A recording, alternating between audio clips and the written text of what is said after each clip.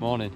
So you find us today, we're having a go down Chesterfield Canal, starting from Kiverton Park, and we're going to walk through towards Shireoaks. I seem to think there's a little coffee shack, if you like.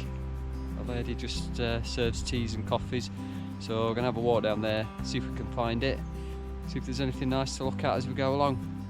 So come on, let's go see what we can find.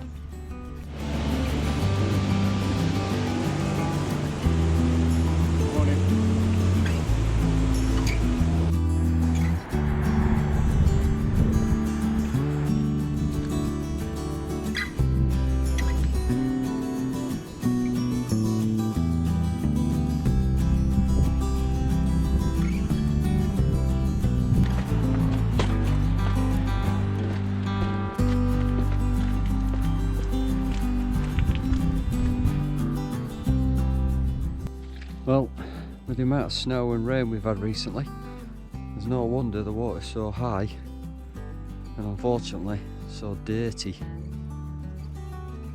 I'm sure on a nice bright sunny day it looks a whole lot different.